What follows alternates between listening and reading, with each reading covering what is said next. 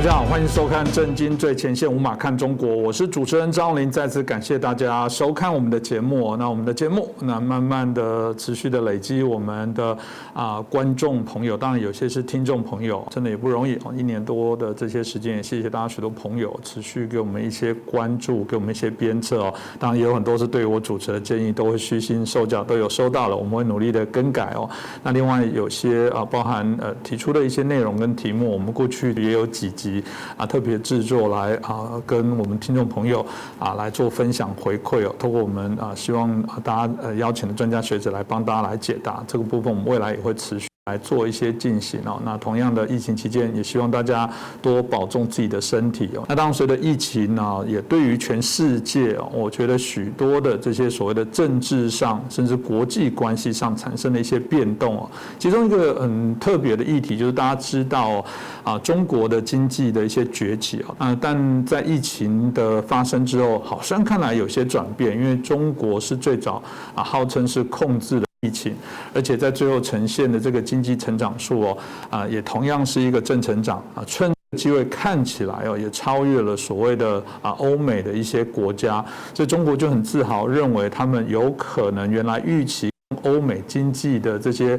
发展的差距有可能因为疫情而缩短那甚至有人说5年内就可以来超越美国，真的是如此吗？我想大家一定对这样的议题非常的好奇那我想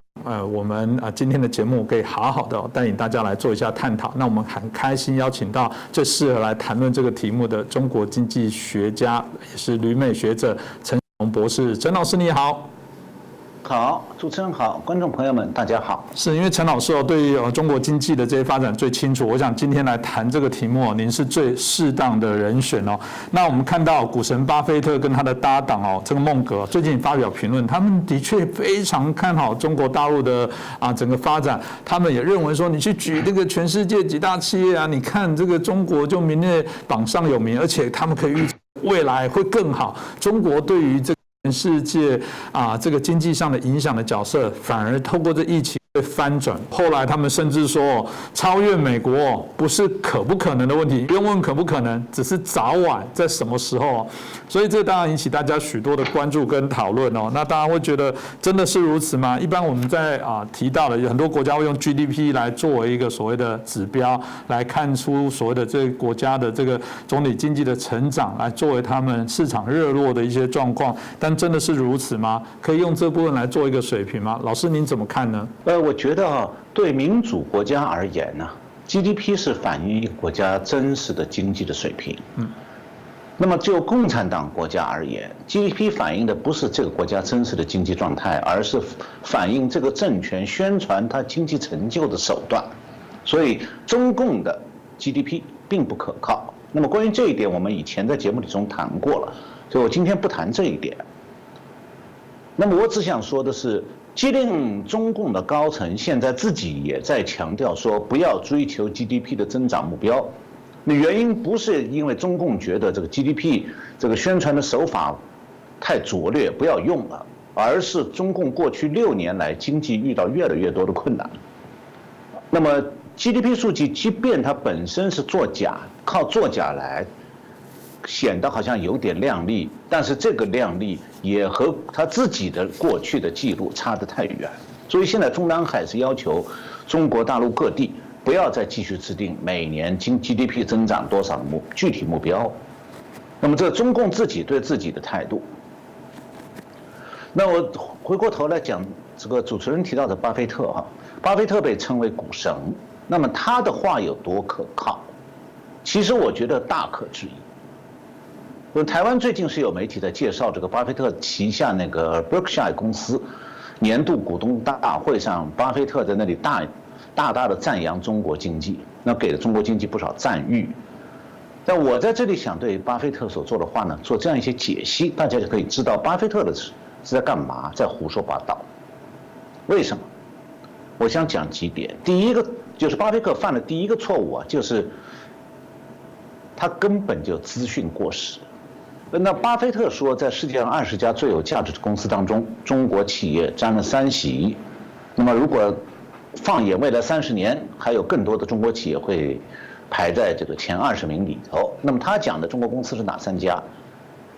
我查了一下，结果发现巴菲特资讯过时了，它是旧的资讯。现在是20家前20家最有名的，就是这个市值最大的公司里，中国有4家，不是3家。那么这第20名是中国移动通信公司，是做手机服务的；第16名是中国工商银行；第12名是阿里巴巴；第11名是腾讯，就是做微信服务的。我为什么要介绍这4家公司？下面我会讲，关系到巴菲特犯了第2个错误，就他根本对公司的性质认真不当，他就不懂为什么。这20家公司当中，中国以外的公司是包括美国的 Amazon 公司、微软公司、苹果公司、谷歌，还有巴菲特自己那个 Berkshire Hathaway 投资公司、脸书、Exxon 石油公司、Johnson 制药公司、那个摩根大通银行、P&G 消费品公司，大家从中能不能看出点什么来？就是说，其实啊，这20家市值最高的公司当中，韩国是1家，瑞士1家，中国4家，美国14家。那美国的公司是中国的3倍多。那么更重要的是，这20家公司当中，中国以外的公司全部都是私营公司。那么中国这4家公司当中，有2家是国营大公司。那么中国移动原来是中国的邮政系统，他们办的手机服务，那是政府官办的通讯公司，全中国用手机都必须要用它的。还有1家联通。所以你在一个人口超级大国，政府规定说你们用手机必须用我的这家公司，这种官办垄断公司，它大说明它经营成功吗？那么还有1家是中国工商银行，这在80年代以前是中国仅有的4大国有银行之一，大部分工商企业都必须在那里开户。那现在它的垄断地位仍然不可动摇。那么在中国这样一个人口超级大国，你凡是当局经办或者当局支持的公司，它当然在世界上比其他国家的公司相比规模超级大呀。但这个丝毫不能证明这样的公司经营出色，而只是证明说这些公司是由那个统治人口超级大国的专制政权做靠山的。所以呀，巴菲特把中国的这种官办公司直接拿来和西方的私营公司做对比。我举一个例子，就好比让一个私营企业的老板和黑道老大比拳头，那老板背后站的是员工，拿薪水来，那么老大背后站的是一群黑道小弟。你说他们2方要打架，那老板会打赢吗？会按人头算就一定要赢吗？不会，那关系是不一样的。所以巴菲特缺乏这个对基本常识，他根本就不懂，他只看公司的名字。那么巴菲特还犯了第3个错误，就他对中国公司的情况其实是雾撒撒，就他只会看数字大小，不了解公司年报背后的实况。比方讲，刚才提到的排名第12的阿里巴巴电商公司，还有他的老板马云，此时此刻正遭到中共整肃，中共禁止他到香港上市，要剥离他赚钱的业务，而且已经处以巨额罚款，而且对马云本人禁足，不许出境。所以台湾如果有谁听了巴菲特的话，现在去买阿里巴巴的股票，那你就惨了。所以大概也可以判断，明年阿里巴巴就会从全球20名里消失掉。所以巴菲特连4家中国公司的情况都搞不清楚，那他对整个中国极其复杂的经济情势就更加不可能明白了。他不甚了了，还大言不惭，所以他对中国实况的经济实况的判断是很成疑问的。其实呢，就是中国那些经济学圈里的知名人物，恐怕是很少有人会引用他巴菲特的话来做凭据的，因为那会让同行笑掉大牙。那巴菲特他不只是不了解中国，而且也不了解共产党国家的历史，他是不知道苏联2战以后凭借美国提供的大量设备技术，再加上德国掠夺来的技术和人才，开始了经济复兴。它的速度之快，市容面貌变化之大，高楼大厦接连建成，还发射了宇宙飞船，这一切确实让不懂极权主义政权的人目瞪口呆。那么当时苏共的头目自己也宣称很快会超越美国，这口号和现在中共提的一样。但是，共产党政权取得的这些经济成就，不是市场经济之下自由经济自然发展的结果，而是集权政府调集全国财力物力一举投入的产物。你在民主国家，政府是不能随意支配民间资源的，因为那是私有的。那么在苏联还有改革以前的中国，政府是把所有资源都集中控制在自己手里头，所以他想达成什么目标，根本不用考虑经济上的回报，只要把资源集中投进去，就能出现外观上十分引人注目的成就。比方讲，毛泽东是在中共大跃进饿死3000多万农民的同时，花巨资造出了原子弹。那么在外界眼里看来，原子弹造出来是个军事成就，但是你对农民而言，那是毛泽东把他们的家人活活饿死，化为白骨。所以自从世界上出现了共产党政权以后，民主社会当中总是有人会被共产党政权的表面成就所迷惑。当然了，其中有一些是马克思主义的信徒，他们只希望共产党政权强大，而不愿意去关注共产党政权隐藏起来的种种困境。所以我们今天来谈中国的经济前景这一点尤其要考虑到。那我想举一个《华尔街日报》今年1月27号发表一篇文章，标题正好和今天主持人提出来这个问题，解答这个问题呢，有相当的帮助。这个文章的标题叫做《中国经济超越美国的难度比看上去更大》。这个文章的作者是这么认为的。他说，中国从新冠疫情当中复苏的速度相对较快，这促使一些机构将其对中国经济规模超过美国的预测时间提前了。但这样做可能是搞错了问题。真正要思考的是，如果中国真的成为了是全球经济规模最大的国家，可能难以长久保持在这个位置上。他举了这个《华尔街日报》这个文章的作者举了投资银行，就日本的 Nomura 野村投资公司的研究人员最近提出来说，如果人民币进一步升值，并保持在1美元对人民币6块左右的水平，那么到2026年，美国经济规模将被中国超越。这个估算呢，是在国际货币基金组织预估2025年中国名义上的 GDP 增长7.9%这个基础上，对未来做出的进一步判断。而且还有一个假设条件，就是美国经济增速将永远低于疫情前的水平。但是无论是现实的经济发展，中国的还是美国的，还是中国人民币汇率的持续升值，都是不确定的。那我们即便抛开美国那方面的发展情况不看，那么华尔街日报这篇文章还说，不管美国的情况怎么样，中国国内人口结构和生产率的趋势也会使中国越来越难以维持疫情前的增长速度。那么这篇文章呢，刚才我介绍了他们的观点用的是专业语言，比较绕，我把它简化一下，说明一下，它大概有这么几层意思。第一层就是，假如中国没有通货膨胀，人民币不断升值，用美元折算的中国经济规模，几年后可能超过美国。不过我后面会说明这个假设已经被中国经济的现实推翻了，根本不成立。那么第二，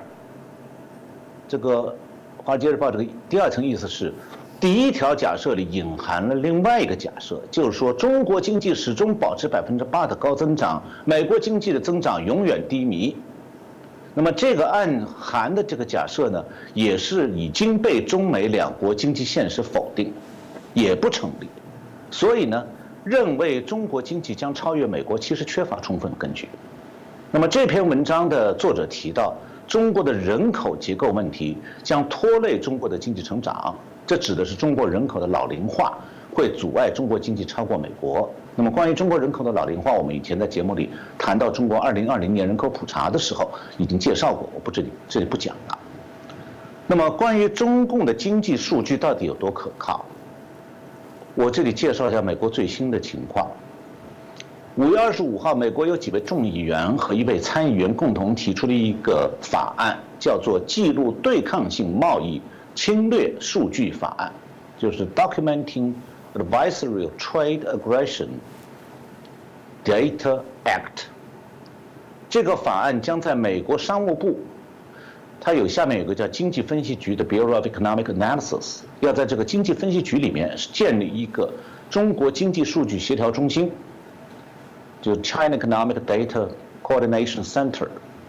那么这个中心的目的是要作为中国经济的健康的信息的一站式服务，就是它要把联邦机构还有私营部门获得的中国经济的资讯协调起来，收集在一起，整合了以后，为美国的企业和民众提供关于中国金融市场的数据。那么其中有一位提出这个议案的议员呢，表示说，这个以美国为首的国际体系的核心是公平和自由的全球市场。那么中共已经证明他们不能被信任，因为他们一直在寻求破坏自由世界。中共释放的经济数据是不可靠的，是被操纵的，伤害了美国的投资者和日常商业业主。所以美国需要有自己的关于中国经济数据的中心，而不能采用中国的经济数据。那么这一点实际上间接回答了巴菲特的问题，那个说法就是他用的是不应该被信任的数据，所以他的说法毫无道理，胡说八道。谢谢老师哦，刚刚特别也针对巴菲特所提到的部分来做分析哦。当然有人开玩笑说，如果以在台湾来讲，很多时候我们为了要有人去接手他被套牢的东西，可能故意会放话，然后说这家公司多好，然后到时候趁着股价被炒高的时候，赶快来脱手等等，不知道。但回到刚刚巴菲特虽然这么说，老师也很清楚的做回应哦。那当然我们看到很多的数字，包含中国企业的企业债，包含他们有很多的违约的相关的事情哦。我看到那个数字事实上还蛮惊人的，就是说中国金融市场的未爆弹，大家认为就是这些所谓的公司债，因为以我们看到资料来讲未来12个月将有1.3兆美元，哇，这折合台币大概有36兆哦，这非常的吓人，比美国企业多了30%，比欧洲也多了63%哦。所以有人开玩笑说，哇，这些公司债都可以买下2家特斯拉哦，这个的整个市值都还有剩哦。所以老师，您应该怎么样来看待中国经济的状况？因为刚刚您直接破解了我们刚刚讲巴菲特的一个看法，但中国到底未来整个经济的发展的状况趋势，您怎么看呢？关于这一点呢，我想讲一下我自己的看法。关于中国经济的整体态势呢，我4年前写过一篇文章，标题叫做《繁荣缘何而去：中国经济现状和趋势的分析》。那么文章发表以后不久呢，疫情就造成了全球经济停顿。那么疫情之后，中国经济的现状和趋势呢，和我4年前的分析基本上是吻合的。现在我就介绍一下我基本的判断。很抱歉，就是说因为问题比较复杂，所以我需要多花一点时间。我尽量讲得快一些，尽量短一些。就是从本世纪初到2017年，中国经济的繁荣是确实给世界留下了深刻的印象。连续的经济高增长让国际社会形成一种认知，说似乎经济繁荣持续的繁荣就是中国经济的本色。那么疫情之后呢，一些欧洲国家甚至把本国经济复苏的希望，特别是德国，把他们经济复苏的希望寄托在中国经济长期繁荣这个拉动效应上。那么相比之下，倒是中共自己还比较清醒一点。那么事实上，中国的媒体从2008年开始，每年年初都会在媒体上讨论一个概念，叫做最困难的一年。就是你真去看中国大陆的经济媒体，每年都会谈今年是最困难的一年，多年来年年如此。这种用语不是危言耸听的，它反映的是中国经济的部分的真实情况。但是呢，国际社会低估了其中的奥秘，或者说忽视了其中的问题。那么从2015年开始，中国政府就已经宣布说，中国今后经济的增长率会低于8%。并且说，他为了给自己保持脸面，说经济增长以后长期会放缓，这种是中国经济的新常态。那么中国经济成长率下降是景气循环的正常现象，还是经济长期趋势的转折点。那么对这个国际社会有各种各样的争论。那我的看法是说呢，过去20年中国经济的繁荣啊，主要是由2个景气造成的，一个是出口景气，一个是土木工程景气。那么只有了解这2个景气的由来，才能够理解说为什么在今天的中国经济繁荣不再是常态，而经济困难反而成了新常态。也就是说，中国过去20年里出口景气和土木工程景气的形成和消失，是理解未来中国经济困境的钥匙。这样现在就要回到1997年去，因为1997年是中国为加入经济全球化而努力的一年。那一年，中国放弃了对国有企业的保护和依赖，开始了大陆叫国企改制，其实就是中小国有企业的全面私有化和大型国有企业的上市，也就是部分的私有化。那么国企的私有化为中国的经济市场化奠定了基础，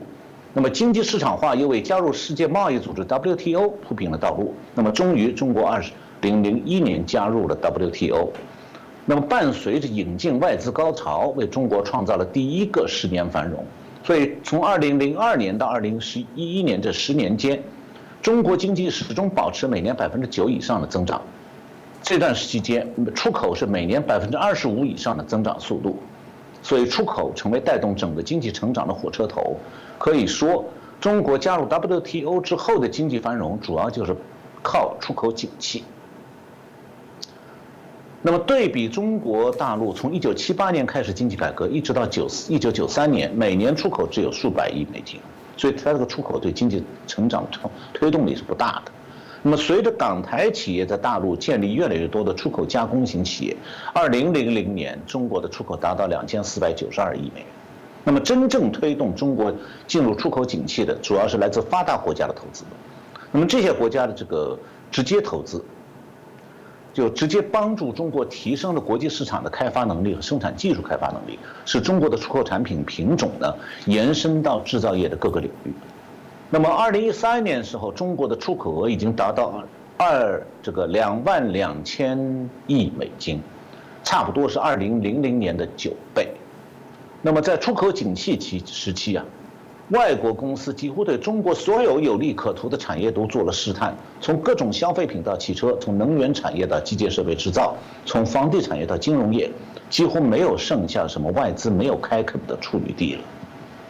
那么中国是在加入WTO 世界贸易组织之后，迎来了出口景气的辉煌岁月。那么从2003年到2007年，出口连续每年高于25%的速度增长，一些年份的出口的成长曾经达到35%。那么这里可以提出一个问题：中国能不能够出口连续几十年都保持25%以上增长率吗？显然不可能。为什么？我们从常识来判断，人口规模小的国家，你出口数额小，在国际市场上影响是微乎其微。所以你可以这样做，长期保持贸易顺差。但对中国这样的人口超级大国来说，国际市场显得太小了，因为中国的劳动力占全球就业人口26%，四分之一多。你现在就是全世界所有工业化国家都停止出口，把市场全部让给中国，中国的出口景气也不可能以每年25%的速度也再持续下去。另外，从国际经济平衡的角度来看，这种情况也是不现实的，因为贸易是需要互利的，这样才能长期维持。如果中国一国赚尽了全球的钱，长期是多卖少买，积累起巨额的外汇储备，那以后谁还有能力持续从中国进口的？所以中国是不可能依赖靠出口来不断推动经济成长道路。也就是说，出口景气总有结束的一天，这是从道理上讲的。那么事实上，中国的出口景气也就是持续了10年不到，然后由于3重打击，出口景气就终结了。第一重打击呢是这个成本快速上升，这个在大陆经商的这个台商应该都是有自己的体会的。就随着大陆出口景气达到顶峰，在中国的外资企业的工资、社会福利开支、税收、地价、能源价格等等不断上涨。那么这样的话，出口加工型的这些企业的成本越来越高，外资企业的利润逐渐被侵蚀，最后是不得不关厂或者搬走。第二就是出口市场收缩2008年美国次贷危机爆发以后，发达国家经济相继受到冲击，那么各国的购买力明显的萎缩，这样的话让中国的出口景气大受冲击。那么第三个还有一个就是工业化国家的制造业的加快技术进步，自动化能力不断提高，尤其是日本，竞争力也在增强。那么其他发展中国家也纷纷的在引进外资，这个走中国这种出口加工出口的发展模式，所以中国产品的国外市场面临越来越大的挑战。那么中国这个世界工厂是曾经因为大量廉价生产服装、鞋类、电玩具、电子消费品等等，让发达国家消费者受惠。但中国的制造业是大而不强，自主创新能力很弱，产品档次低，这也是它的致命弱点。所以这三重压力，我刚才提到的，这个成本快速上升、出口市场萎缩和这个竞争的其他国家的企业不断增加，这三重压力都不是对中国出口景气的暂时性的冲击，也不是周期性现象，而是会长期存在而迫使中国出口景气收缩的一些重要的因素。那么外资企业从中国撤资是从2006年开始的，先是广东省来自香港、台湾的制造鞋类、玩具、服装的企业官场，然后很多生产冰箱、洗衣机、空调、彩电还有小家电的企业，外资企业也黯然的从中国大陆撤离。然后呢，外资撤离浪潮又进一步蔓延到长江三角洲这个电子高科技外资企业集中的地带。到2015年，一些制造手机和其他电子产品的大型外资企业相继关厂。那么台湾、香港、韩国、日本等撤离中国的企业是纷纷转移到成本更低的国家，比方讲东南亚的国家和印度。那么不少美国的企业呢就看好墨西哥的制造业新区。那么越来越多的外资企业撤离中国以后呢，中国的出口景气从2012年开始逐步衰退，到2016年出口当年下降7.7%，中国经济从此彻底告别出口景气了。那么当时中国经济并没有整体垮下来，原因在哪里？因为中国政府决定采取强力的经济刺激措施，主要是推动基础设施投资建设和房地产开发。那么由此就带动出来一轮叫做土木工程景气，就是说由各地的地方政府扮演城市开发计划的制定者和开发商的这种双重角色。就地方政府一方面把市区里面居民的旧宅拆掉，翻建成高档办公楼、商业区或者豪华住宅；第二呢是通过道路、机场、公共设施，包括地铁，就台湾叫捷运，这些市政建设来大量建设城市郊区的住宅小区。第三是地方政府通过银行，也通过地方政府自己发债，为这些建筑项目融资。那么这样的话，中国与土木工程相关的投资占 GDP 的比重，从2008年的18%到20%，迅速上升到2013和2014年的35%。那么2014年呢，房地产投资占 GDP 的比重就达到21%。那么中国这种土木工程投资的反常暴涨，如果持续多年，是一定会形成房地产泡沫。所以虽然呢土木工程这个景气它支撑了中国经济的8年经济繁荣，就是出口景气结束了，这个土木工程景气替代它了，但同时房地产泡沫也悄悄地形成了。那么日本的平成经济泡沫时期，房地产投资占 GDP 的比重不过是9%，美国次贷危机爆发时候，这个比例就房地产占 GDP 的比例是6%。那么中国是什么呢？中国的房地产工程的投资占 GDP 的比例大概是日本平成泡沫破灭之前的1倍，是美国2008年次贷危机时房地产规模投资的3倍。那么短短10年里头，中国是把这个土木工程变成了中国经济的领头产业，它带动几十个上下游产业的繁荣。那么在土木工程景气最高潮的时候，中国3年消耗的水泥比美国整个20世纪消耗的水泥还要多。然后中国的粗钢生产能力，2008年是6.6亿吨，占世界粗钢产量49%。那么到2014年底，从6.6亿吨上升到11.6亿吨，占世界粗钢产量69%。所以出口景气衰退之后，中国这个正当局制造的这土木工程景气，它既带动了上游和下游产业的过度膨胀，也埋下了一旦景气衰退就会随时暴露出来的这个制造业和采掘业严重的产能过剩。那么与此同时，就土木工程景气这个阶段里头，同时出现的是房地产价格快速上涨。那么和2008年相比，2013年全中国的住房平均销售价格上涨64%，以后还继续上涨。那么住宅价格最贵的北京、上海和深圳，2007年的平均房价大概是每平米1万人民币。那么这几年这几个城市平均房价比2007年已经涨到每平米大概6万，甚至有10万的。那么相当于普通人家庭年收入的40多倍。因此的结果就是工薪阶层已经买不起房了，能买得起的很大一部分人是专门炒房的投机客。那么房地产业的不断膨胀就代表着房地产的这种泡沫化，房地产资产的泡沫化。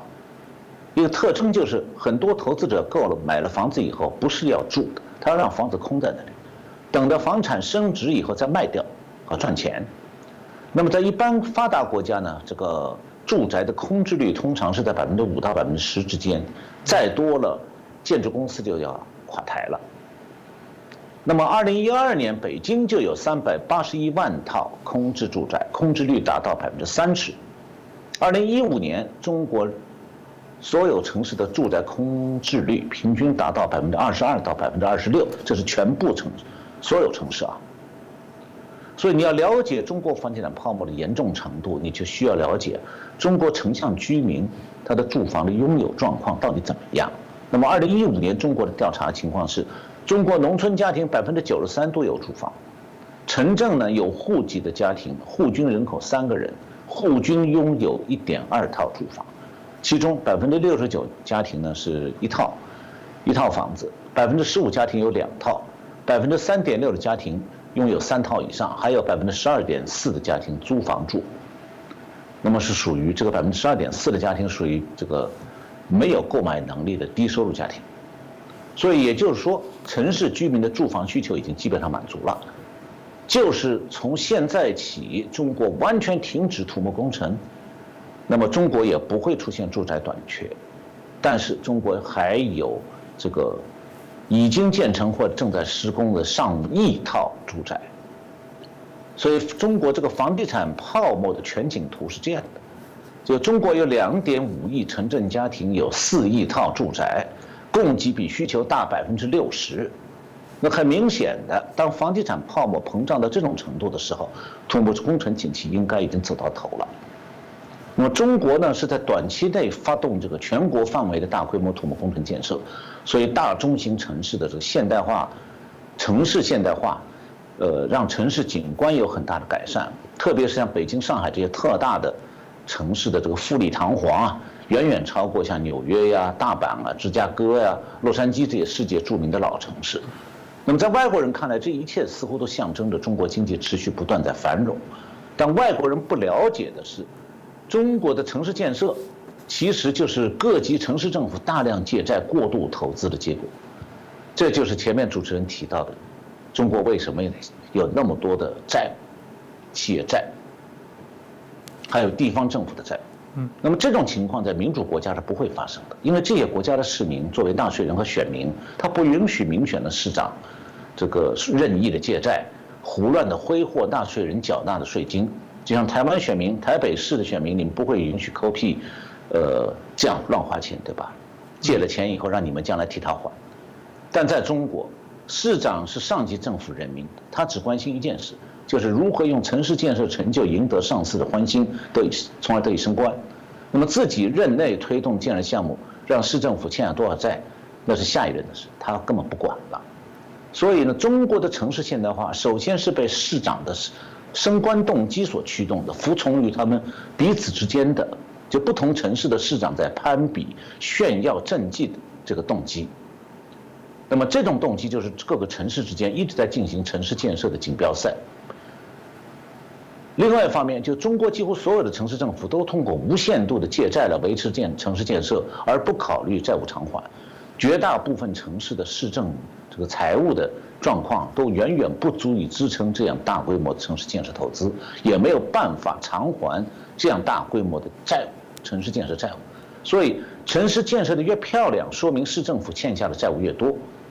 那么，如果按照合理的预算收支平衡来规划城市建设，中国的城市建设规模或许只能做到现在的1/10而已。也就是说，实际上中国是在很短的时间内，把今后几十年内必要的或者完全不必要的城市建设都已经完成了。那么还需要补充一点呢，就是大规模城市建设过程当中，也是政府官员受贿发财的途径。但是呢，很多城市建设工程并不能让民众受益，只是表面上好看。那么，由于中国这个地方政府的财政收入是严重依赖房地产开发带来的土地收入和售房子的这个交易税这方面的税收，所以地方政府为了维持它的财务平衡呢，就要求中央政府你不要遏制土木工程景气。那么商业银行也都是这样，银行甚至比地方政府更害怕房地产的泡沫破灭，因为一旦房地产泡沫破灭，银行的坏账会急剧上升，会殃及银行的安危。刚才巴菲特讲到，我前面讲到，这个排名第20大的中国工商银行就是这样一个坏账数量巨大的一家银行，但是这个坏账的数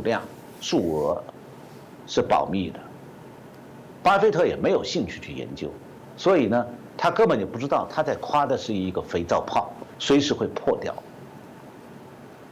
所以中国的银行都是在强调说要金融稳定，要求中央政府不要对房地产泡沫关闸断水。那么结果就是，尽管中国的房地产泡沫非常脆弱了，但各级政府现在是小心翼翼地捧着这个泡沫，像个肥皂泡一样护着它。那么肥皂泡稍微瘪一点，马上就想把它再吹大一点。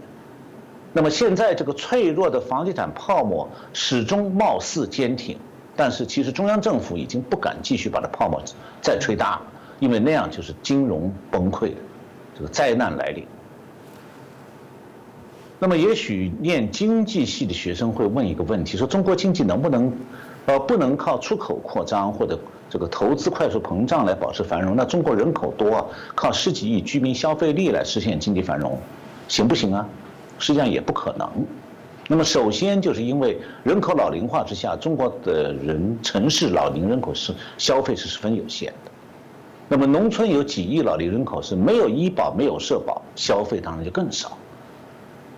再一个，其次就是很多行业因为不景气，现在大量裁员，留下的员工也减薪，所以就业劳动力的平均收入现在是在下降的，不是上升的。再一个就是现在中国每年900万大专毕业生就业越来越难，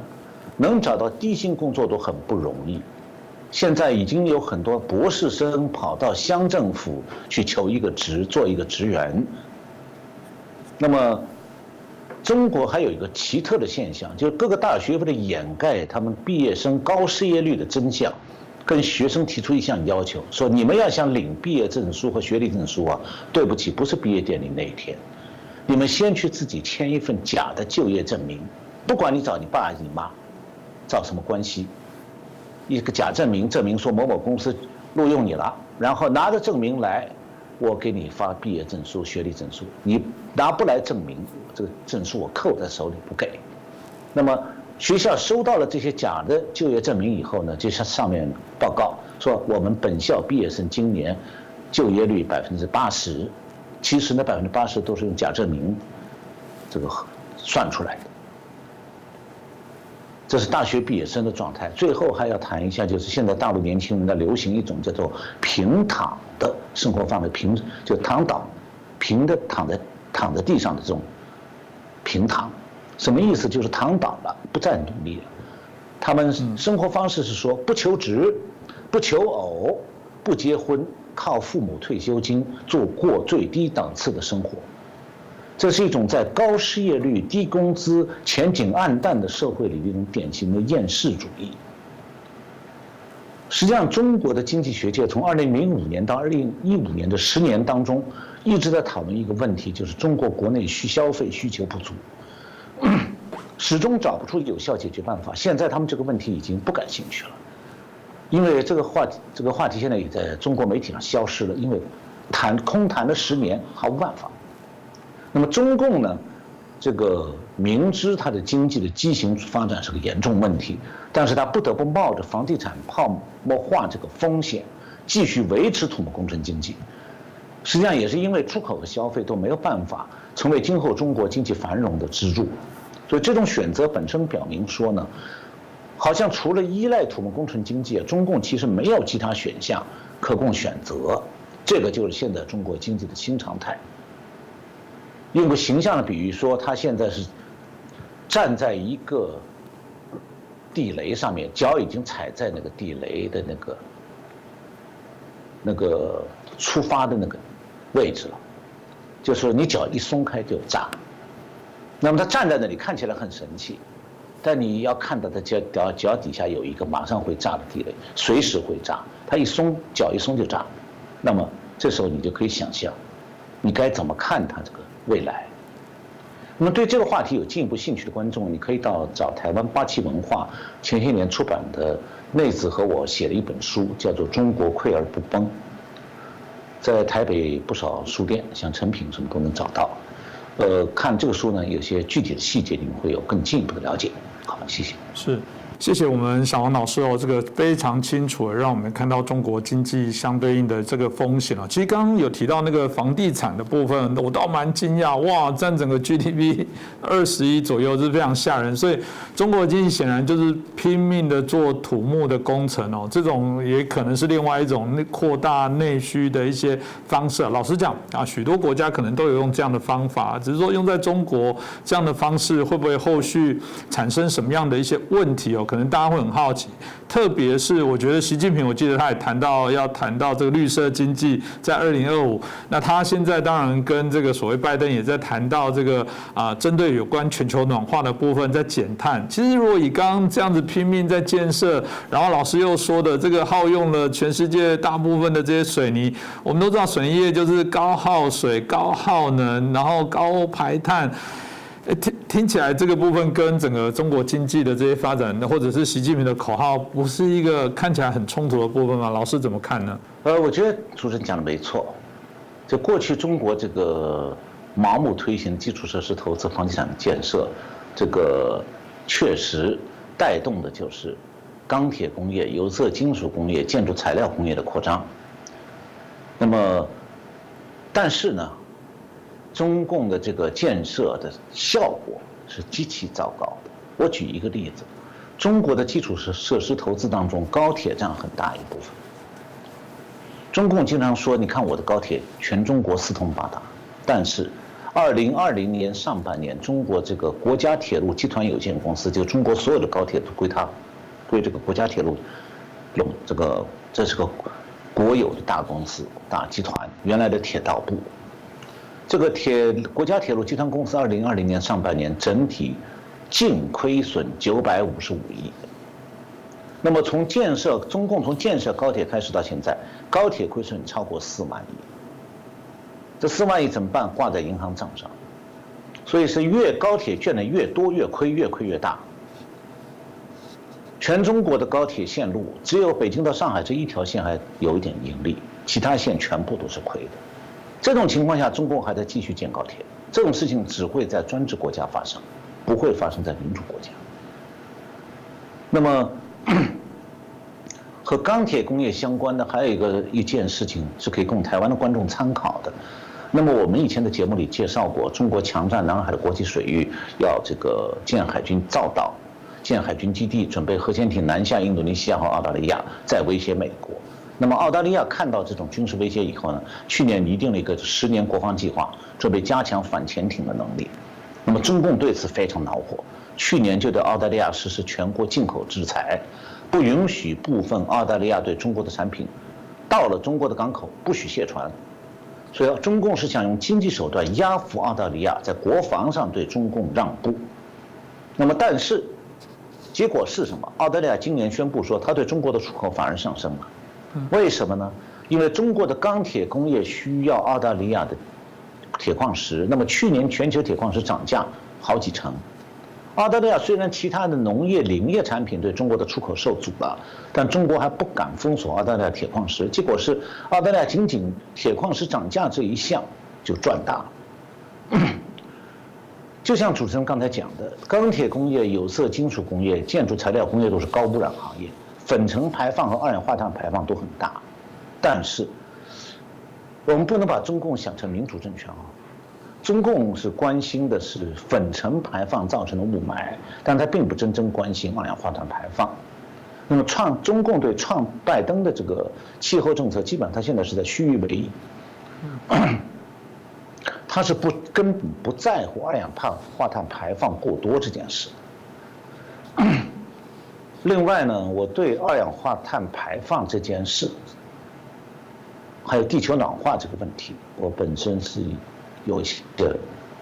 和现在主流看法完全相反的看法的，就是欧美国家现在这个执行的气候政策本身存在重大弊端，就它科学上根本没有弄清楚到底地球温度是真的在上升啊，还是没有在上升。另外就是这个各国在计算二氧化碳浓度的时候，只算排放不算植物的自然吸收量。所以，与其说现在的气候政策啊是具有可靠科学依据的东西，还不如说它是欧美国家左派当局政治正确方针的体现。所以我在这里想提醒台湾的观众注意一点，就是说，早在15年前，地球暖化这个提法就已经在各国气候政策当中消失了，原因是那个说法毫无根据，是个骗局。Trump 在位的时候说过它是骗局。也因此退出了巴黎气候协定。川普说的是对的。那么然后呢，小布什总统在位的时候用气候变化这个说法替代了地球暖化，但是他是换汤不换药。我没有时间讲这些，我只是告诉大家说，如果有兴趣，大家可以到大纪元网站上查我写的2篇文章，都分析了其中的具体问题。是，谢谢老师哦。刚刚特别针对整个中国经济后续延伸，他们整个大量的投入在这所谓的一个土木工程的部分哦。还有一个问题，我想也是大家会非常好奇的部分哦，因为我们看到人类历史上过去荷兰的货币英镑，哪怕现在我们全球共用的一个非常重要的基准美元哦。那大家当然看到，我们今天在谈到这个中国的经济会不会来超越美国？虽然老师刚刚也分析了许多，看起来这个真的不是叫早晚，可能是连能不能的部分，这真的都已经是觉得应该是到这样的层次来谈才对。不过总还是有些人认为说，我们有一天这个人民币会取代美元，变成全世界共用非常重要采计的一些基准哦。那以后石油也用我们人民币来作为一个重要的一个计算。老师，你怎么看待这件事呢？这会不会是真的有可能，或者是为什么会有人这么想？这个部分老师怎么看呢？现在确实像主持人讲的，这个国际媒体和中共的媒体都在讨论人民币是不是能取代美元的地位。当然了，中共的央行行长是说这个问题不是最近的事儿，他没有这样说。我的看法是呢，这个说法整个是个伪命题，就是人民币。原因是人民币不是可以自由兑换的货币，它就不可能行使美元那种国际通行的功能。我举个例子，上个世纪90年代，我在中期的时候，我在俄罗斯调查私有化，那时候俄国的卢布货币，它的卢布贬值非常厉害，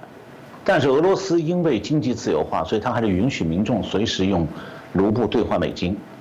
所以街上的货币兑换处和商店的数量差不多的。大家领了薪水，马上就是到了货币兑换处去换成美金，那么用的时候再把美金换一点点回来，换成卢布用。所以每家都藏有在什么地方藏了一些美金，作为应付通货膨胀和应急的这个可靠的货币。这是前共产党国家，因为它一旦改行了，这个苏联是前共产党国家，它一旦改行自由经济，本国货币要自由兑换外汇的。那么汇率天天在变，物价上涨，美金的价值不变，本国货币就得不断贬值。但是苏联时代它是和中共一样实行金融管制的，本国货币是不许随意兑换外汇的。那么中国现在和前苏联一样，中国的民众想随时兑换美金，没有官方准许的特别用途，你就不要想自由兑换。民众是不能够把人民币随时兑换成国际通用的美金的。所以，如果一个中国人在中国银行开设一个美金存款账户，比方说他到美国来找到我，我给他500美金，他拿回中国去存进银行，银行告诉他美元账户是吧？好，我们开。等到你取的时候说，我存了500美金，我要取出来不可，那银行说对不起，只能给你人民币，美金没有了。原因是中国的外汇兑换是不自由的。那么中国的外汇储备数量很大，3万亿美金就是这样保住的。那么我们可以想象一下，如果中共哪一天宣布准许自由兑换美金了，那么很多人就会很自然会跑到银行去把存款拿出来，因为人民币贬值啊，把它换成美金，那要不了几天，中国外汇储备就用光了，那么自由兑换也就终止了。所以中共是不可能有自由兑换，一种不能自由兑换的货币，它怎么能成为国际通行货币？这是常识中的常识。所以，中共呢其实不光是在控制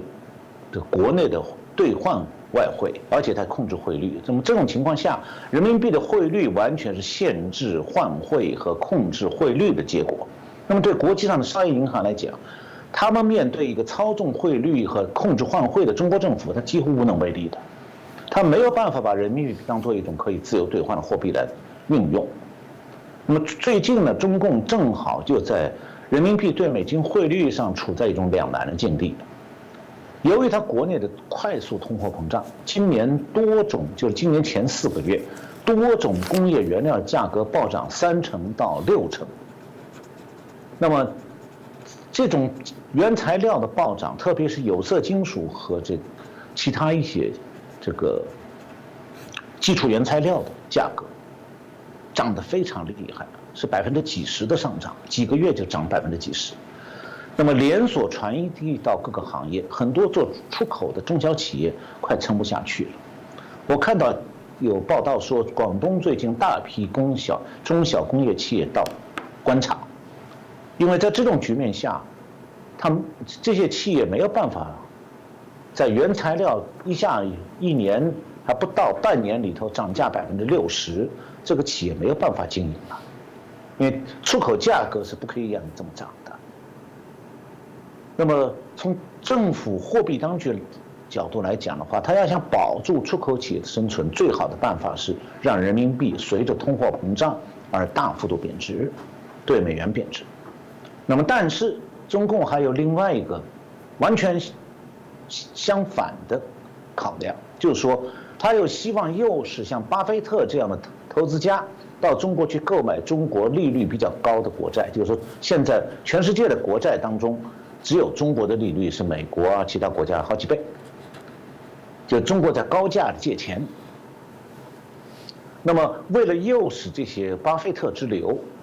到中国去买中国的国债，等于借钱给中国政府，所以他就也希望这一方面，还有一方面他也希望说，如果人民币贬值的话，进口的原材料、燃料的价格也会暴涨，所以呢，他就想要保持人民币币值呢能够稳中有升。那么结果是什么呢？结果是汇率是控制住了。今年前几个月，去中国买国债的外资投资也不少，但是企业的处境艰难了。所以从这个角度去看一下的话，中国经济就会发现说，中共啊对经济的管控是面临越来越多、越来越大的难题。在这种情势之下，还在继续奢谈人民币取代美金啊，有点白日做梦啊。我举一个世界银行去年6月对中国经济整体效率评估分析的例子啊。这份分析报告讲，中国经济的全要素生产率，这个是经济学的一个概念。2008年全球金融危机的时候，2008年全球金融危机发生前面的10年里头，中国经济全要素生产率的平均值是2.8%。那么2009年到2018年这个10年，全要素生产率平均是0.7%。我估计现在差不多是0了，每况愈下。这种情况下，人民币取代不了美金。就是不管拜登当局的政策有多糟糕，美元地位也不是很可靠，但是中共的经济处境其实相当艰难，它自我维持下去就很不容易了。所以说，超越美国、取代美国，这个我恐怕中南海自己都不相信。是，谢谢我们今天这个陈小龙老师也清楚的跟我们谈到，到底大家在好奇的部分是中国能不能快速的在5年之内或者是早晚的问题整个经济，整个在所谓的在世界领导主导的机会，哪怕是人民币对世界的主导来讲变成是取代或者是超越。显然从老师刚刚分析提供的这些资讯跟资料来讲，没有那么容易我还是觉得国家要走的久，不是走得快，它就是要正道的治理。在整个中共体制底下，我们可以看到老师刚刚提到的数据，就是它不是一个正道的方式在取得全球领先，它不会被国际尊重。如果我觉得中国的人民还认为这样子当作是一个非常骄傲的部分，我觉得那是一个非常可惜的事情。其实许多的朋友在台湾的朋友都一样，台湾老实讲，台湾在看中国的美食节目，在看中国的旅游节目是非常喜欢的，在这时候是没有所谓的统独的，就真的纯粹的欣赏那样的美好单纯。但很可惜就被一个不良善的政府所主导之下，包含在经济的发展，包含我们都担心这样子这个领先全球经济的这个背后目的到底是什么？我觉得我们大家都会担忧啦。那我想今天很谢谢我们陈小龙老师就非常清楚的跟我们来做一些剖析。我们希望未来有关中国的一些经济议题都可以请老师再多分享介绍。再次感谢我们陈小龙博士，谢谢老师。谢谢主持人，谢谢各位观众朋友们收看。